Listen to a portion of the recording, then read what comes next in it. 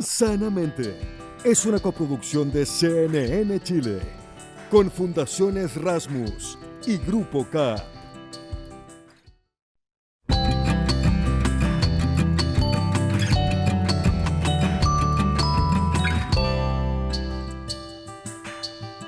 ¿Cómo están? Bienvenidos, bienvenidas otra vez a Sanamente. Hoy, como es nuestra costumbre, tenemos un capítulo hermoso que les paso a comentar ahora. Vamos a hablar con Emanuel Pacheco, director ejecutivo de la Fundación Cathy Summer, que busca prevenir el bullying y el suicidio por bullying en jóvenes adolescentes. Un tema enorme que nunca terminamos de abordar. También vamos a hablar sobre la importancia de la educación socioemocional en las etapas preescolares, en la primera infancia, junto a la subsecretaria de Educación Parvularia Claudia Lagos, con el foco en cómo hacemos que nuestros jóvenes, nosotros mismos, los adultos, logremos desarrollar en el momento en que lo necesitamos esas herramientas que nos permiten relacionarnos mejor con la dificultad de la vida, y es en la primera infancia. Para terminar, haremos doble clic en la práctica de la atención plena, que también se conoce como mindfulness, pero que es tan importante para sobrellevar la vida hoy en día, nos ayuda a estar mejor y a tomar mejores decisiones. Esto y tanto más en este capítulo que ahora comienza. Bailar es un acto liberador, uno de a poco se va soltando, unos más, otros menos. Hay que decir que hay gente que le cuesta mucho soltarse, hay gente que le cuesta mucho perder la vergüenza, pero hay un momento en que nos podemos conectar con ese niño o niña interior y nos conectamos con el juego. Esta acción, que nos es tan cotidiana y que podría estar al alcance de todos, puede ser también una forma de hacer terapia. ¿Cómo? Los invitamos a revisarlo en la siguiente nota de Magdalena Fuenzalía.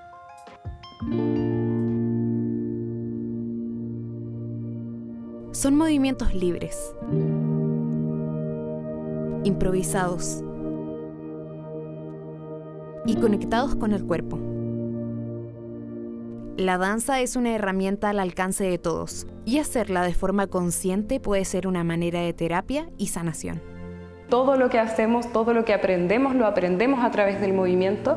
Entonces es como retomar la herramienta del movimiento para que pueda ocurrir expresión, creatividad, para encontrar libertad, para encontrar autonomía, autovaloración. A veces la búsqueda tiene más que ver con lo terapéutico, con la sanación, otras veces más con la creatividad, pero de alguna manera lo que hace la danza terapia y las prácticas corporales, es decir, el movimiento es una vía para la sanación, para la transformación, para el encuentro con uno mismo.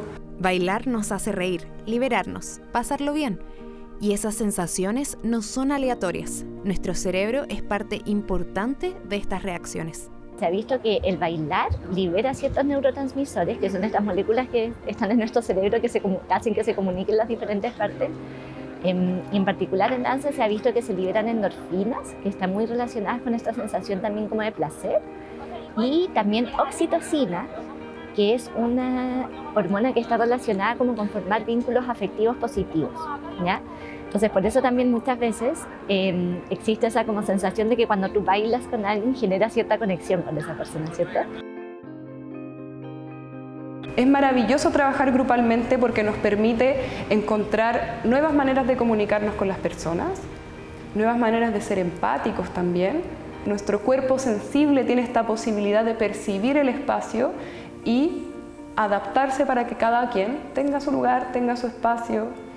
Entonces, la grupalidad es muy importante porque de alguna manera estamos también trabajando sobre nuestras relaciones.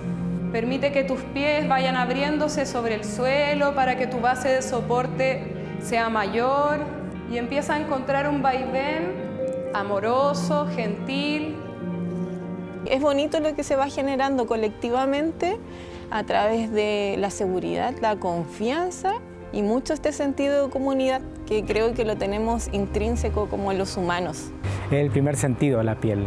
Entonces siento que vivimos en un lugar o en un territorio o en un país donde parece que el cuerpo se olvida, como que solamente está detrás de una compu, una pantalla, y es cosa de mirar caminando lo que pasa en las personas y te das cuenta que algo no está bien. Pasamos el día corriendo, acelerados, con miles de pensamientos en la mente. Por eso parar Escuchar al cuerpo, sentirlo y dejar todas las preocupaciones atrás, las inseguridades y dejarse llevar y jugar, puede ayudarnos a conectarnos con nosotros mismos. Nunca pensé que iba a participar de un taller de danza, la verdad. Principalmente como por un poco ese temor a bailar en público.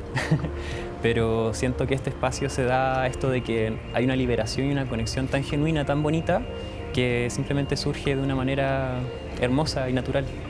Al principio, cuando uno llega en este primer como chequeo corporal, uno siente como el cuerpo está, no sé, una pierna más larga, un punto de apoyo mucho más torcido hacia el lado izquierdo, y después al final de las clases es posible ver cómo de manera como muy natural y espontánea el cuerpo como que adquiere como esta armonía. El juego y la capacidad de jugar está vinculada a la curiosidad, que está vinculada al aprendizaje.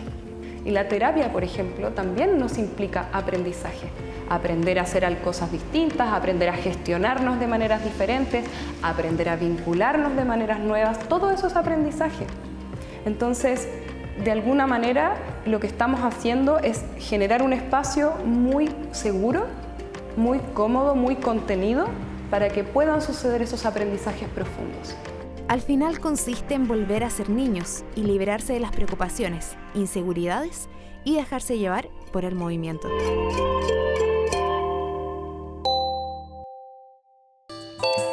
Para los que tenemos hijos chiquititos y no tan chiquititos, siempre la preocupación es la forma en que podemos entregarles algún tipo de herramienta que los proteja, pero sobre todo que les entregue una manera de enfrentar la vida que es un proceso lleno de vaivenes, hay cosas felices, hay cosas no tan felices.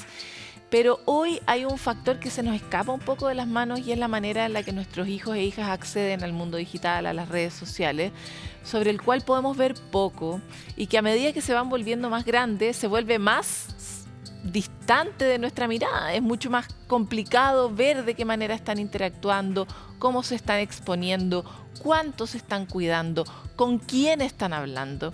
Y eso abre un campo a terribles vulneraciones como el bullying, que afecta gravemente, y lo sabemos por los estudios, la salud mental de niños, niñas y adolescentes.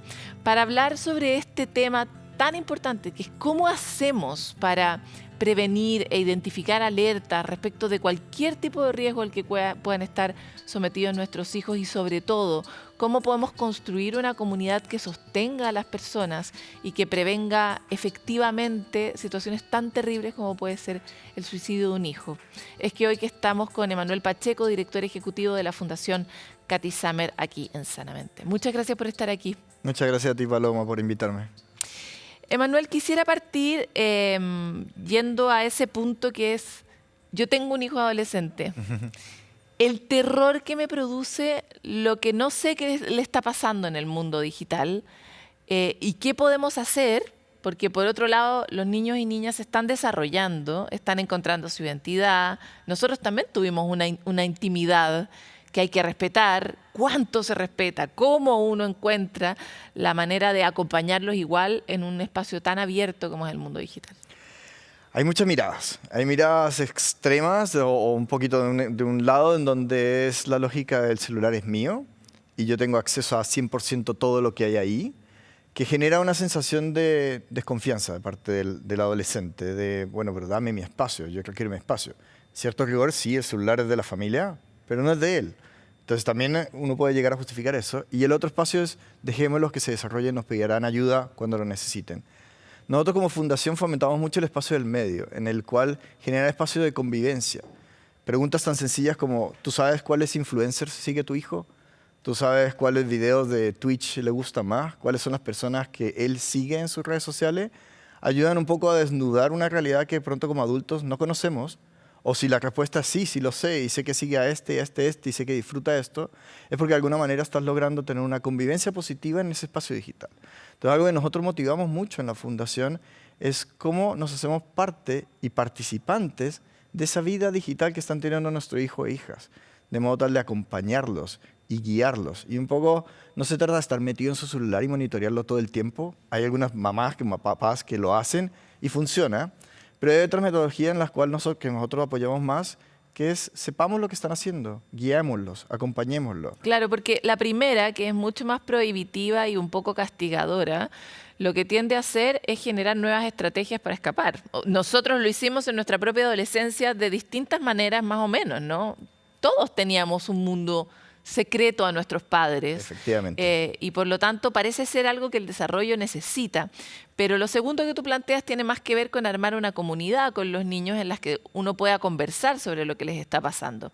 Ahora, ¿cómo uno llega de una manera más o menos eficiente a la conversación sobre lo no público? Porque yo puedo seguir un influencer y puedo hablar sobre por qué me gusta, por qué no me gusta, o puedo ver si esos mensajes son positivos o negativos.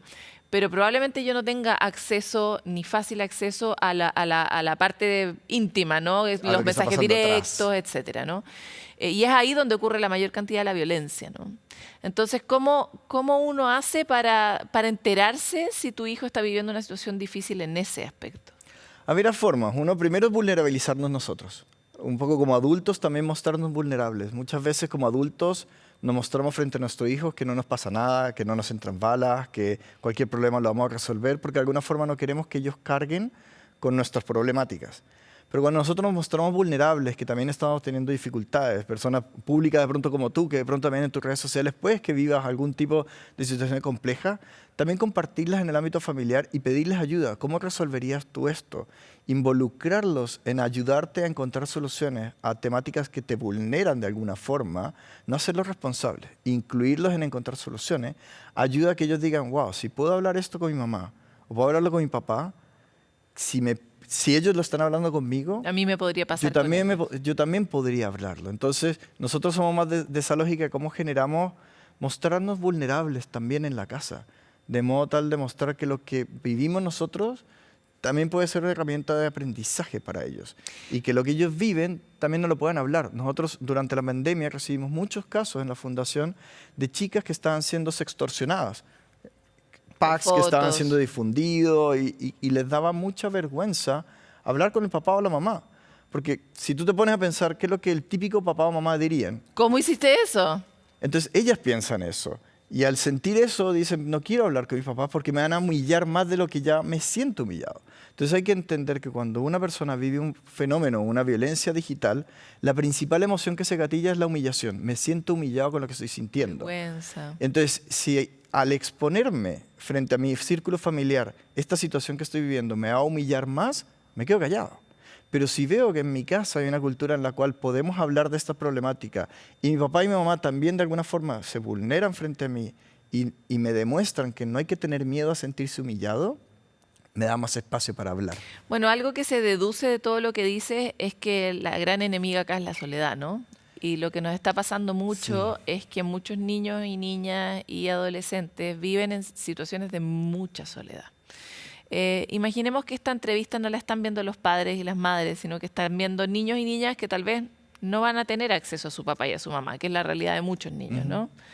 ¿Cuál es el mensaje para ellos de cómo cuidarse y cómo prevenir la posibilidad de que sientan que no hay salida, ¿no? Lo principal es poner límites. Hazte esta pregunta. En tu vida, las personas que te rodean, ¿se alegran con tus logros o les da rabia que tengas logros? ¿Te acompañan cuando estás triste o les da alegría que estés triste? Trata de identificar esas personas o las redes sociales que de alguna forma... Para desintoxicarlas, Para ¿no? desintoxicarte y poner límites, porque muchas veces nos sentimos solos porque estamos rodeados de las personas equivocadas. Entonces, ¿cómo identifico a las personas equivocadas? Poniendo esos límites, identificando quiénes suman.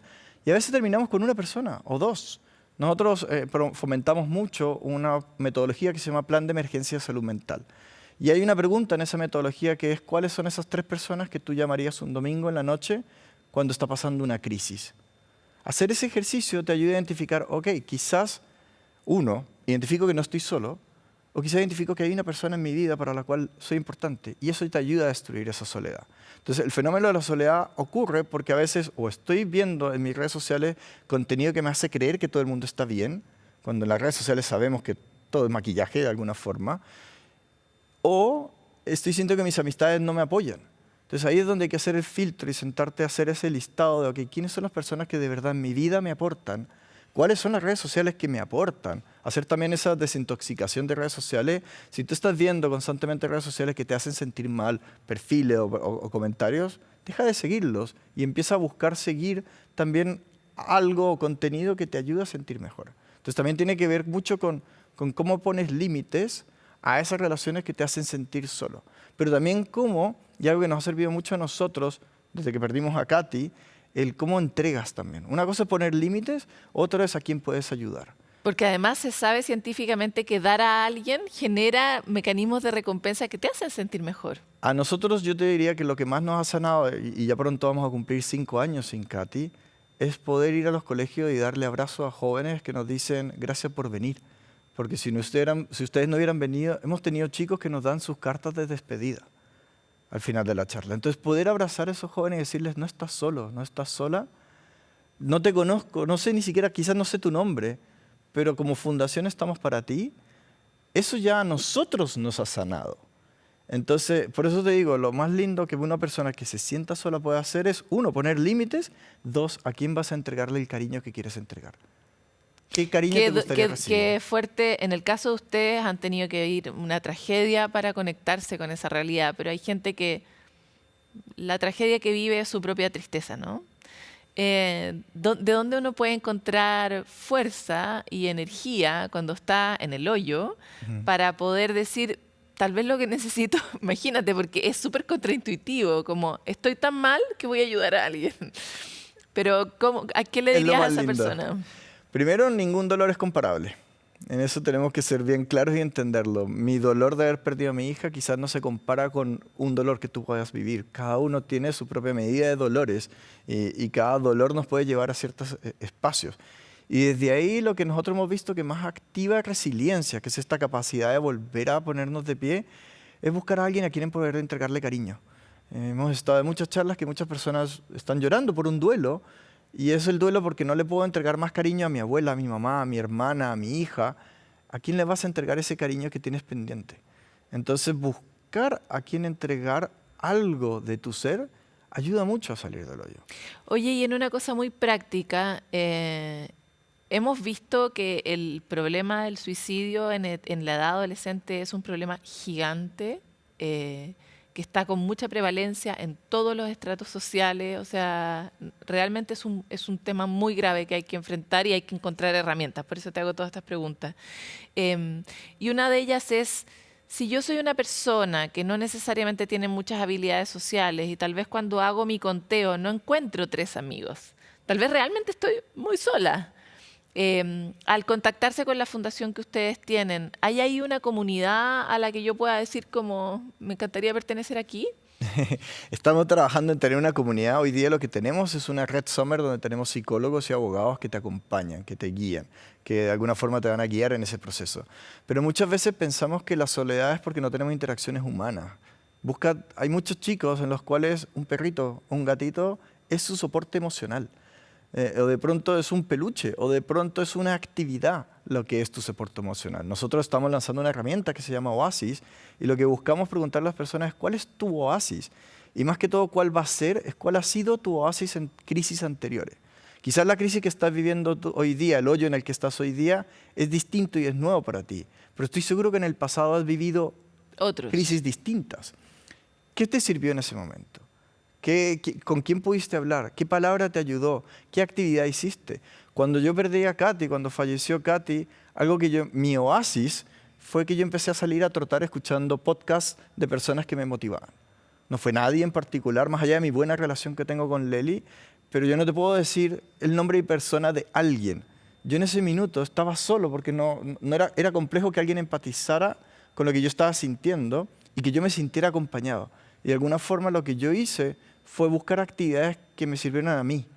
Salí a trotar escuchando música. Porque además tú cuentas algo, en el caso de ustedes vivieron una tragedia en pareja, pero eso no necesariamente los hace sentir acompañados, porque uno tiene su propia pena, el otro también tiene su pena, uno no quiere apenar más al otro. Y tienes ritmos distintos en los que cada uno va lidiando su duelo. Entonces yo no puedo pedirle a Leli que estuviera a mi mismo ritmo porque ella también estaba viviendo su propio duelo. Entonces es algo muy personal. Entonces a veces estamos esperando en el hoyo que alguien venga a sacarnos, cuando de verdad lo que podemos hacer es qué herramientas puedes activar tú que sean saludables para ayudarte a salir del hoyo. A mí me sirvió mucho salir a trotar. Yo me despertaba en la mañana y tenía que salir a trotar, pero escuchando algo que de alguna forma me inyectara palabras positivas.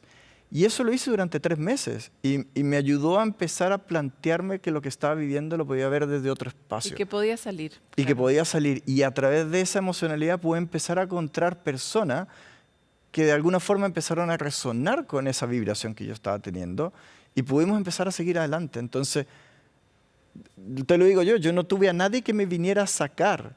De alguna forma encontré que en el pasado eso me había funcionado y dije, ya, esto es lo que sé. Esto es mi recurso. Bueno, hay mucha sabiduría en nosotros. Esto de ayudar a otros es algo que a mí también me nació muy naturalmente y después me di cuenta que la ciencia lo había hasta estudiado. Como que hay veces que uno está tan mal que lo mejor es sacar la atención de uno, ¿no? Y poner la atención en otro. Y además que se da cuenta que al final el dolor es algo bien común en las personas. Ahora, me encantaría que entraras un poquito más en esta herramienta que planteas tú, que es Oasis. Es un acrónimo, tiene 5 letras y cada una tiene una función. ¿Nos lo puedes explicar? Feliz. Oasis ya de por sí como palabra ya te lleva a una emocionalidad, ya te lleva a un espacio físico. Donde uno puede respirar y descansar, ¿no? Históricamente el oasis ha sido ese lugar. Exacto, pero el oasis no es un lugar de destino. Tú no vas a ir de vacaciones a un oasis. El oasis es un lugar en el que tú recuperas energías para seguir tu camino en el desierto, por decirlo así. Entonces, en ese sentido, el oasis es un acrónimo de 5 palabras. Primero, O, de observar. ¿Qué vas a observar? ¿Qué gestos te pueden llamar la atención de que una persona esté viviendo una crisis? Entendiendo una crisis como un hecho que te saca de tu zona de comodidad a un espacio en donde en verdad sientes que tus recursos están siendo demandados al máximo. Por ejemplo, en el caso de yo soy madre de un niño, ¿qué cosa tendría que observar en mi hijo para poder utilizar bien Cambios radicales en su forma de conducta. Por ejemplo, antes disfrutaba de escuchar cierto tipo de música y ahora ya no la soporta y escucha otras cosas. O antes disfrutaba de ciertos espacios y ahora ya no los disfruta. Entonces es un cambio radical. Que duermen demasiado a que duermen muy poco, que están demasiado ansiosos por comer o que están comiendo muy poco en relación a lo normal. Generalmente caemos como en este mito, sobre todo en la edad de la adolescencia, que creemos, todo esto es parte de. Pero hay un límite en donde deja de ser parte de. Entonces un poco hay 3 preguntas que hay que hacer. ¿Con qué frecuencia estás viendo estos comportamientos distintos? ¿Con qué intensidad los estás viendo? ¿Son demasiado radicales? ¿Y les está impidiendo hacer sus actividades comúnmente? Por ejemplo, estudiar, trabajar, las acciones o actividades comunes. Entonces, cuando esas 3 variables son muy altas, ya es donde ahí están pasando a pasar una crisis. Entonces, un poco con la O de observar, lo que buscamos es eso. Es como identificar gestos, conductas que nos puedan llamar la atención o cambios para poder decir, ok, aquí está pasando algo. Y ahí vamos a la A. ¿Cómo acojo eso que estáis viendo? Generalmente a veces tendemos a acoger diciendo, tranquilo, lo vas a poder superar. No pasa nada, no es tan grave. Nada, no es tan grave. Y es radicalmente al revés. Tenemos que acoger, casi que yo ahí uso la A y la S, tenemos que acoger en silencio. Tenemos que escuchar lo que la persona nos está diciendo. ¿Por qué te pasa esto? ¿Por qué te sientes así? ¿Dónde lo sientes? ¿Dónde es más común? Y parafrasear. Lo que tú me estás diciendo es que cuando vas al colegio y te sientes de esta forma, eso permite que la persona diga, 1, me estás escuchando, y 2, al escuchártelo te iba a decir, no, mamá, es que no es eso, es esto. Entonces vas corrigiendo y vas entendiendo bien y vas dándole forma a lo que está pasando. Entonces de ahí pasas a la S, que la S es escuchar en silencio. Muchas veces cuando vivimos una crisis no tenemos ganas de hablar. A veces te ha pasado de pronto con tu hijo que te dice, no, pero mamá, no me pasa nada, no quiero hablar de nada, estoy todo bien. Entonces ahí es donde entra la S, que es respiremos. Veo que está pasando algo en tu vida, no sé qué es, cómo te ayuda a respirar, cómo a través del mindfulness te puedo ayudar a entrar en un estado más de paz. Cuando hay un ataque de ansiedad, a veces necesitamos como tocar la textura de esta tela, o oler un olor, o mira, te das cuenta de ese color de ese árbol, activar los sentidos para que la persona deje de pensar en la crisis y empiece a aterrizarse un poco. Y ahí pasamos a la I, que es iluminar. Cuando una persona vive una crisis, el mayor problema que pasa es que estás teniendo demasiadas cosas en la cabeza que no sabes cómo resolverla. Al iluminar te ayuda a encontrar priorización en ese desorden. Cuando ese caos está caótico, me cuesta mucho encontrar paz.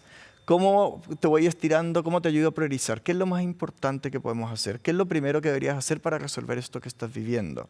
Preguntas como la que te mencionaba anteriormente. ¿Qué es lo que has hecho en el pasado? Activar los recursos propios es una forma de iluminar.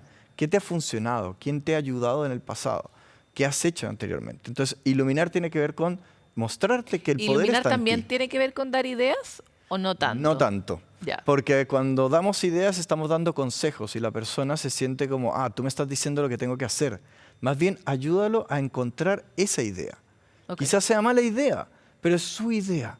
Y de ahí vamos ayudándolo a estructurarla. Y finalmente el sostén tiene que ver con cómo te ayudo a que esto se sostenga en el tiempo. Quizás podemos llamar a alguien que tú conozcas, a alguien que sea cercano a ti. ¿Cómo elaboro contigo un plan de emergencia de salud mental? Un plan de emergencia de salud mental son 5 preguntas. ¿Cómo reconoces que estás viviendo una crisis? Me transpiran las manos, me siento que el corazón me está palpitando, me siento demasiado nervioso, me mareo, crisis. ¿Qué puedes hacer para autogestionar esa crisis?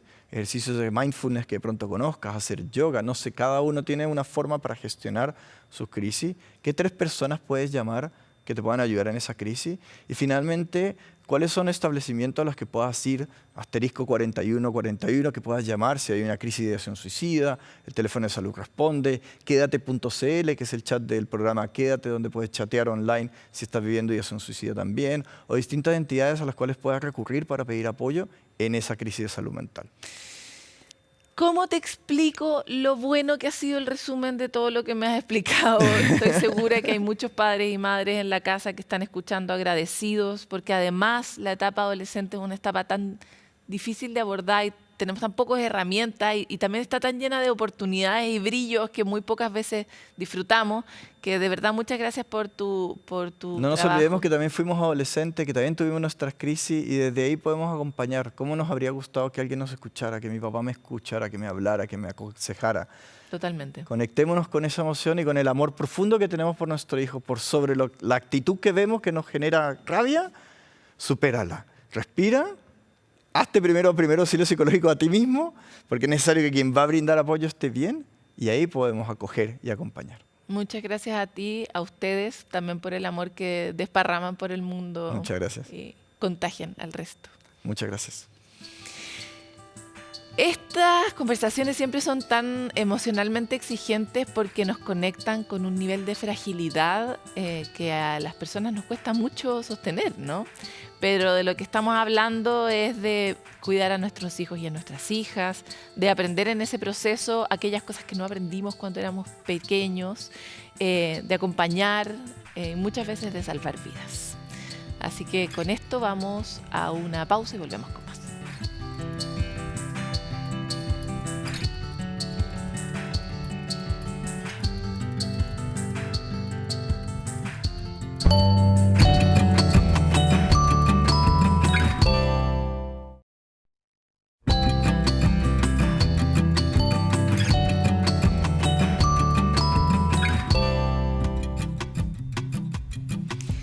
Rayos que hemos escuchado el concepto de mindfulness por todas partes, pero ¿sabemos realmente qué es? Pero sobre todo, ¿cómo se puede practicar y por qué sería bueno practicarlo?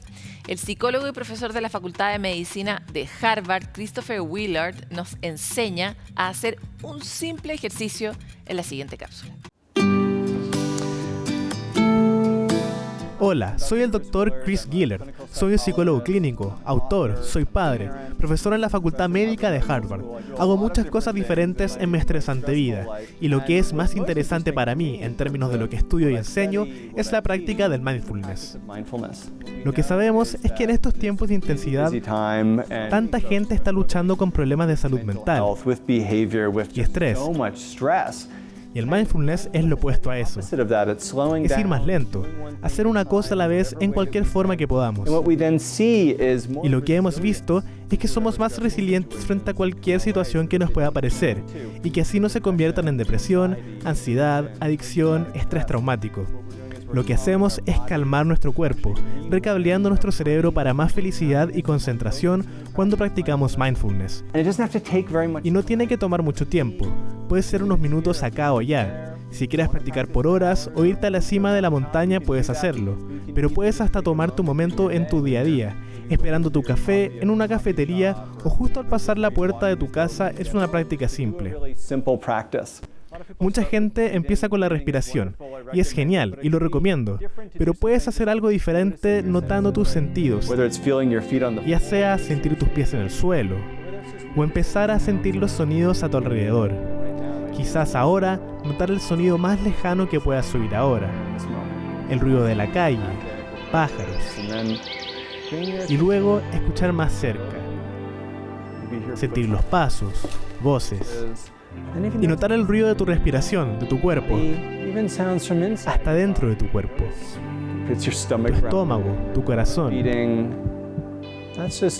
Esto no toma ni un minuto de centrarnos en nosotros, en el momento, para bajar nuestro nivel de estrés, de manera que cambia tu cerebro, lo reestructura y permite enfrentar los desafíos no de manera perfecta,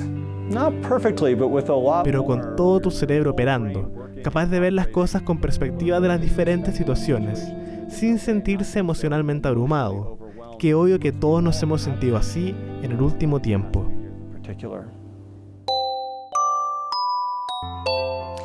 Llega este momento de punto de encuentro donde compartimos ideas, experiencias de otros, cualquier cosa que nos pueda servir para sentirnos mejor. El actor Tom Holland desde hace un tiempo viene hablando sobre la importancia de poner atención en nuestra salud mental. Tiempo atrás había anunciado su retiro de las redes sociales para poder cuidar su bienestar, y hoy el artista de 26 años que alcanzó la fama internacional por su encarnación de Spider-Man ha revelado que lleva más de un año sobrio. En una entrevista dijo que filmar la serie The Crowded Room provocó un pequeño colapso en su vida personal y habló por primera vez sobre las adicciones y sorprendió al revelar su propia experiencia con esta. Así, convocó a sus fanáticos y a la audiencia en general a ser mucho más tolerantes con las personas que batallan a diario con algún tipo de adicción. Cuidar nuestro bienestar es definitivamente una tarea personal, cada vez lo sabemos más, pero también es una responsabilidad del entorno donde estamos, especialmente si nos referimos a grupos tan delicados, tan prístinos como puede ser cuando uno está en acceso con infantes y con adolescentes. Sabemos que la explotación sexual en esta población es una realidad terrible. Durante este mes se conmemora la lucha contra la explotación sexual comercial de niños y niñas y adolescentes, por lo que desde la iniciativa Actuar es Urgente están llevando a cabo una campaña donde ustedes pueden incluir un marco de fotos de redes sociales en que se visibilice y comparte con urgencia este mensaje. Si ustedes quieren encontrar números para denunciar, canales de ayuda y mucho más información, pueden acceder a la página www.actuaresurgente.cl y a su cuenta de Instagram con el mismo nombre.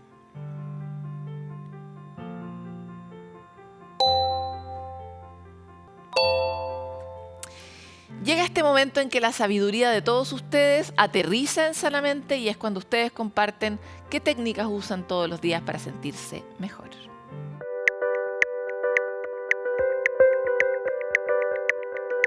Soy Paloma, tengo 26 años. Para sentirme mejor mentalmente trato de hacer ejercicio o hacer nuevas actividades, sea yoga o ir al gimnasio, o leer nuevas cosas o incluso hacer manualidades. Y me ayuda mucho porque trato de botar todo el estrés que tengo, tanto del trabajo como personal. Y es bueno porque te liberas mentalmente y también te ayuda físicamente. Al comienzo de querer ese deporte me cuesta, pero ya cuando termino me siento mucho mejor. Siento que he botado toda la energía negativa que tenía y es como borrón y cuenta nueva.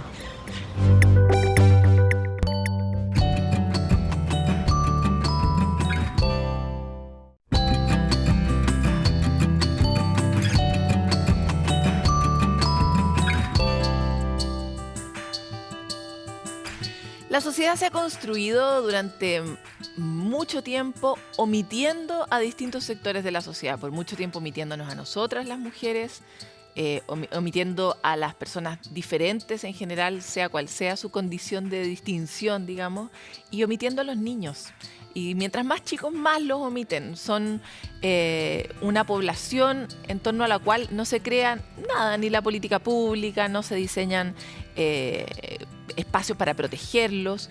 Y esta fue otra de las poblaciones más afectadas durante la pandemia, en general los niños y niñas y adolescentes, y en particular también los más chiquititos, los párvulos. Cuando los niños son más chiquititos, más nos cuesta identificarlos como seres dignos, personas que tienen necesidades y que tenemos que corresponder, ¿no? Es por eso que hoy día queremos entrar en profundidad en esta etapa tan importante de la vida humana, ver de qué manera podemos acompañarla más y mejor, y desde el Estado qué iniciativas se están desarrollando justamente para cambiar la manera de mirar la infancia y en este caso entregar herramientas a los niños en su primerísima infancia, herramientas socioemocionales que les permitan ser adultos más felices. Para eso, hoy estamos con la subsecretaria de Educación Parvularia, Claudia Lagos. Muchas gracias por estar con nosotros. Hola, ¿qué tal? Mucho gusto, pues. Quisiera partir, Claudia, preguntando cuál es el diagnóstico que tiene, en este caso, el Ministerio respecto del estado de salud integral educacional de esta población. Bueno, esta respuesta es imposible desarrollarla sin tener en consideración el contexto posterior a la pandemia, ¿verdad? El retorno a la presencialidad definió, diría yo, como una nueva realidad de la educación parvularia, con bastantes rezagos, porque los niños en el nivel inicial fueron los más afectados probablemente, producto del encierro. ¿El nivel inicial es, para aclarar, pre-kinder, kinder? 0 a 6 años principalmente. O sea, también estamos pensando en los niños en jardines infantiles. Absolutamente. Recuerda que hay niños que incluso nacieron en el contexto de la pandemia y que hoy día son parte de este primer nivel educativo, que hoy día están empezando a asistir a las salas cuna, a los jardines infantiles. Entonces, por supuesto, entendiendo que todo el desarrollo y el aprendizaje en los primeros años de vida está muy asociado sobre todo a hitos de desarrollo, a esta socialización que entre otras cosas supone acceder a la cultura y también fortalecer ciertas características evolutivas, vamos a decir, niños en encierro, deprivados de oportunidades de interactuar socialmente con otros, de fortalecer aprendizajes tan necesarios para la comunicación como el lenguaje, etcétera, etcétera, efectivamente han visto disminuidas sus capacidades, más que capacidades, yo diría sus oportunidades de desarrollar esas capacidades que son tan necesarias de fortalecer en los primeros años de vida. Entrando en ese foco, ¿en qué retrocedimos durante la pandemia y cómo han podido medirlo? Bueno, un elemento fundamental es el tema del desarrollo socioemocional, es decir, todo este aprendizaje de interactuar con otros, con pares, que efectivamente es una actividad que es praxeológica, que se implementa y tú la fortaleces en tanto la ejecutas. Exactamente. Todo lo que tiene que ver con el lenguaje, la comunicación, que es tan importante en los primeros años de vida, y también varios aspectos del desarrollo psicomotor, entendiendo que muchos niños estuvieron literalmente encerrados, o sea, en espacios donde no podían desplazarse físicamente, no podían, por ejemplo, ejercitar habilidades como correr, saltar, que son tan propias de esta edad. Entonces, efectivamente, todo lo que tiene que ver con el desarrollo en un sentido integral, yo diría que sufrió impacto en términos de oportunidades, ¿sí? Y desde el punto de vista de cuánto ha costado que los niños vuelvan a los jardines, a los colegios, ¿cómo han visto ustedes que esta población ha sido afectada en comparación con la otra, ¿no? Porque estuvimos escuchando al ministro semanas atrás anunciando justamente este llamado a que la gente vuelva a clases, pero vamos bien en ese empujón, según comentaba en ese momento. ¿Cómo están los niños más chicos? ¿Están igual o están peor que los niños más grandes? Eso es bien interesante porque una cosa que nosotros hemos tratado de relevar es que los problemas de o los desafíos de la educación general, vamos a decir, son los problemas de la educación parvularia también. Cuando tú hablas del tema de la inasistencia, de la violencia escolar o de la revinculación con las familias, el tema de la alimentación, son temas que de alguna manera parecen más invisibles, como decías tú al comienzo, pero que también son parte de las problemáticas de educación parvularia.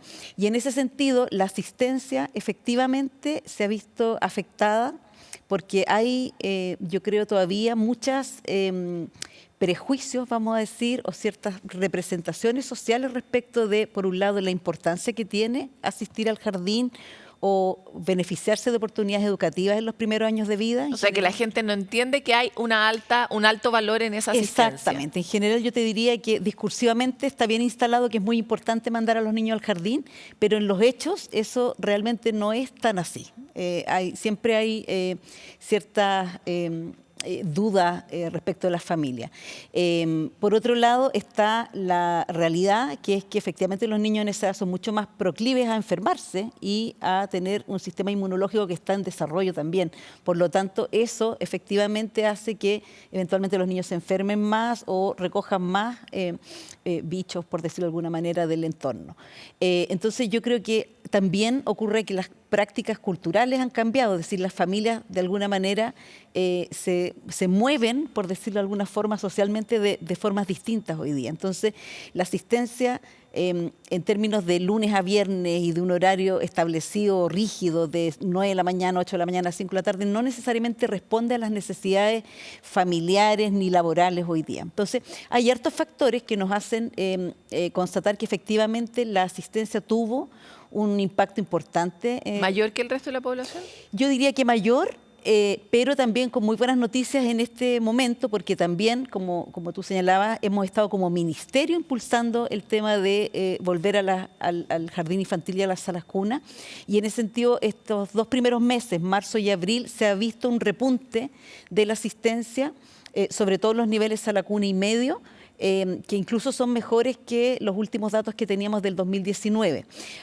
Ahora viene probablemente una etapa de baja que va a tener mucho que ver con las enfermedades estacionales, y te diría que el problema mayor lo tenemos en los niveles transición. Ahí sí que la... Transición pre-kinder y kinder. Eso es pre-kinder y kinder, donde hay un nivel un poquito más bajo de asistencia respecto... Y es más grave porque es precursor de lo que viene a continuación. Y en ese sentido quería avanzar justamente, ya sabemos que los niños tienen impactos en el desarrollo psicomotor, en el desarrollo social, que es bastante lógico en la medida en que no interactúan, no tienen la posibilidad de desarrollarse con otros. Los humanos somos una especie que se desarrolla con otros.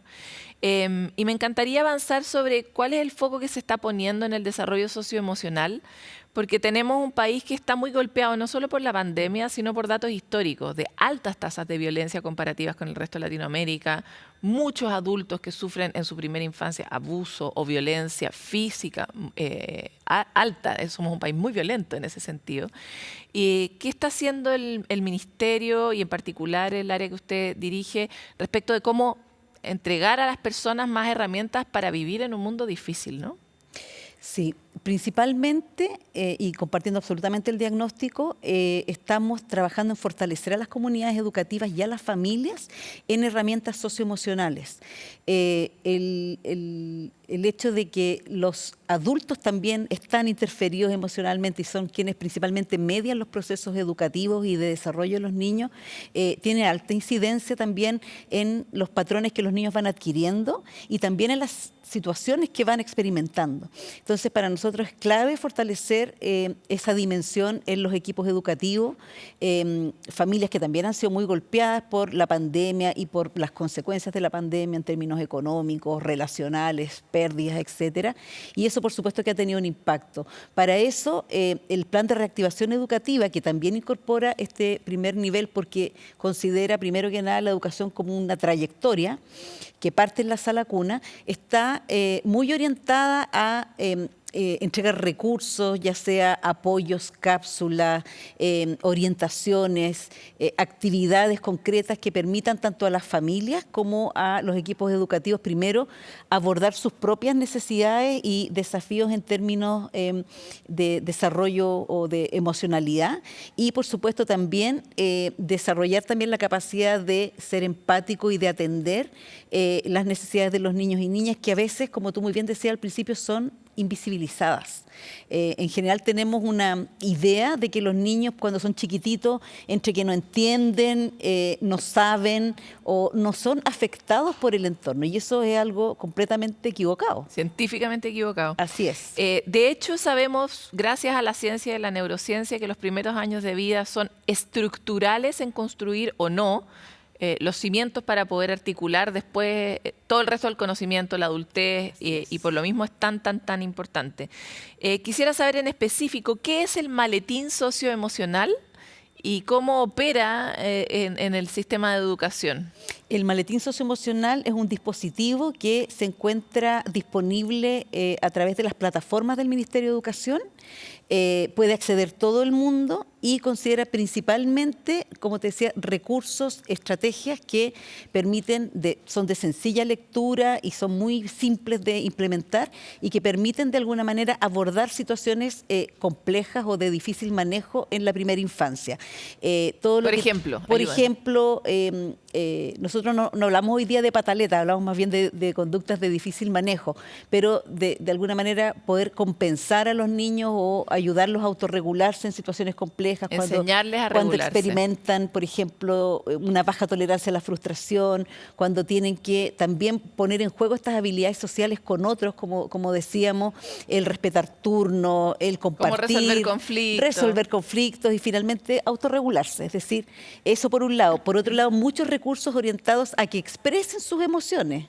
Eso es un tema clave, porque muchas veces los niños experimentan frustración porque no saben comunicar lo que sienten. Si a eso tú le agregas que tenemos... Y eso muchas veces es un llanto, además. Absolutamente, y sobre todo cuando tú lo complementas con que no tienen del todo desarrolladas sus habilidades comunicativas, muchas veces ellos resuelven de maneras que a lo mejor no son las más adecuadas en contextos sociales. Entonces, es principalmente orientado a eso, a que los niños sean capaces de ponerle nombre a sus emociones, que sean capaces de comunicarlas, de sentirse... Y ese maletín, si yo soy una madre, lo puedo descargar del sitio del ministerio y lo puedo implementar con mi hijo. Pero si yo soy una persona que no sabe regularse emocionalmente, ¿ese maletín también tiene herramientas para mí? Yo creo que sí, porque finalmente las habilidades son habilidades que son transversales. Tú las exteriorizas a lo largo de toda la vida, y por supuesto que uno esperaría que a veces los adultos tuvieran más capacidades, por ejemplo, para autorregularse, pero sabemos que eso no es así. No, porque nadie nos enseñó de chiquititos. Así es. Por eso que es tan importante poder identificar estos recursos, poder identificar también cuáles son los factores que inciden en las relaciones con los otros, y también hay herramientas útiles también para la familia y para los equipos, porque, por ejemplo, señala qué hacer cuando uno está sobrepasado por ciertas situaciones, reconoce, por ejemplo, el agobio que hay de repente en la crianza o en el estar con niños, porque los niños son demandantes, y hay una serie de orientaciones en esa perspectiva. Y eso, página del Ministerio de Educación. Así es. Vamos a compartir nosotros este link para que esté más a mano de todos. Sí. Claudia, le quiero agradecer mucho por esta entrevista. Es un espacio crítico para todas las familias, así que toda herramienta se agradece. Bueno, muchas gracias a ustedes por interesarse, por visibilizar a las infancias. Es sin duda una de las obsesiones de Sanamente que nos hagamos cargo de los niños y niñas, de los adolescentes, de mirar a cada uno en su necesidad particular, en su momento del desarrollo, y por lo mismo vamos a estar compartiendo todas estas herramientas con ustedes, también con la capacidad de conmovernos con nosotros mismos, los adultos, que estamos tan exigidos y que ahora estamos aprendiendo estos nuevos paradigmas. Parece como una tarea infinita, pero es una oportunidad también para sentirnos más felices y vivir en sociedades más amorosas. Vamos a cambiar de tema porque ya hemos hablado varias veces sobre el apego. Tiene todo que ver con lo que estábamos hablando recién en la infancia. Sabemos que lo ideal es tener un tipo de apego seguro, o sea, una relación con los vínculos primarios que sea saludable, porque en la medida que yo vivo eso en mi primera infancia, después lo puedo replicar en mi vida social de adulta. Pero, ¿qué es exactamente el apego? ¿Cómo lo podemos trabajar? y cómo tal vez podemos cambiar el apego que tenemos? Veámoslo en la siguiente cápsula.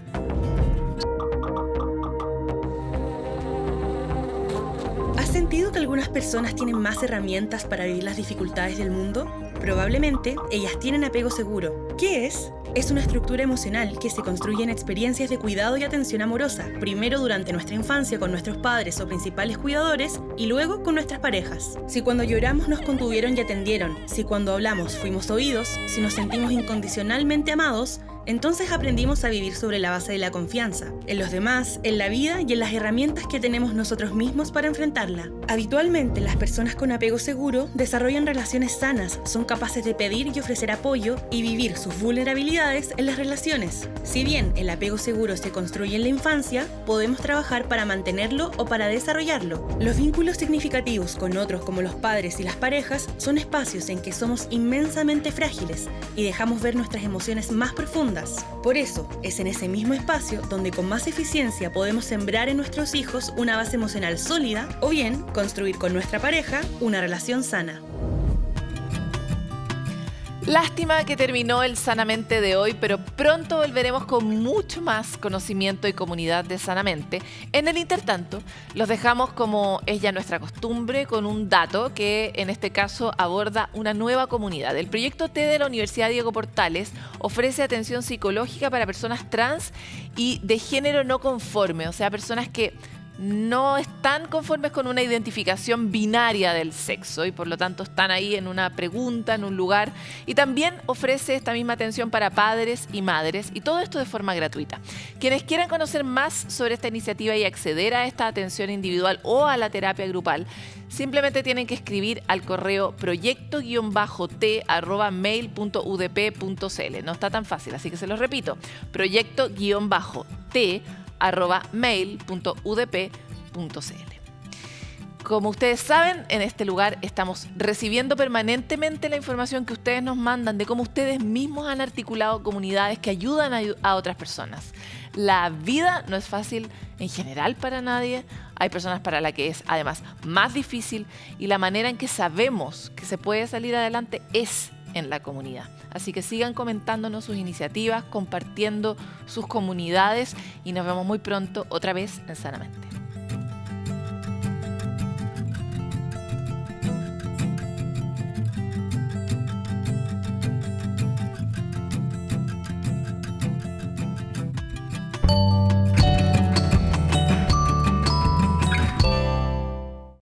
Sanamente es una coproducción de CNN Chile con Fundaciones Rasmus y Grupo K.